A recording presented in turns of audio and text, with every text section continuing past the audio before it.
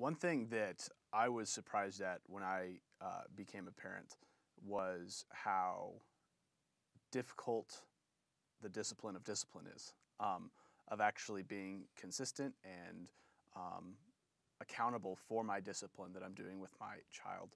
What are some ways where you can diagnose as a parent, am I being lazy or hurtful in how I'm disciplining a child, and how can I stop those kind of slothful trends? Yeah.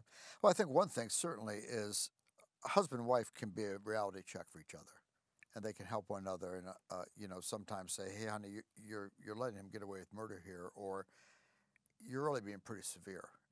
And obviously, we've taken each other's strengths and weaknesses into account. But that reality check that's provided by a spouse is a big deal and is important.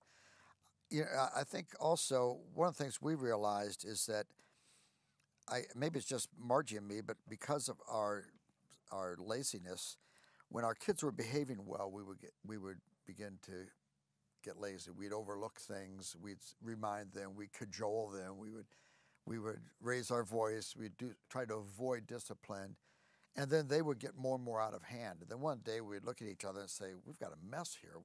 We've got to fix this."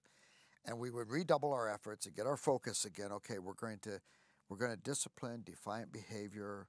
This is how we're going to correct behavior that's not defiant but is inappropriate. And this will be our expectations. We get our focus ourselves and then redouble our efforts, and the kids would respond to that. But I think that issue, even the issue we talked about a moment ago, the distinction between correction and discipline, just reminding myself again and again of that is a real big thing. That correction is necessary much more often than discipline is necessary.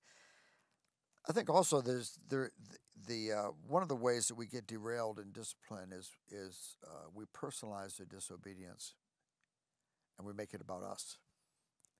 Either about us because I can't believe you're doing this to me, or about us because I don't have time for this right now, but it's still about us. And when we personalize the disobedience, then that's when I'm going to respond in ways that are really not helpful to the child, because I'm responding in ways that are motivated by trying to get beyond my personal issue with this kid at this moment. So I think being a person of integrity with that is real important. And I think also one of the things that will help us as parents is being willing to acknowledge our sin and failure to our kids and say, "Please forgive Daddy. Daddy was very angry with you when I disciplined you today, and you needed to be disciplined, honey, but Daddy should have first quieted his heart before God, and I didn't do that, and so I was very angry, and I frightened you, and I shouldn't have disciplined you at that moment, and I'm sorry. Please forgive me." But I think acknowledging failure and sin has a sanctifying benefit of helping us next time we're facing that same temptation.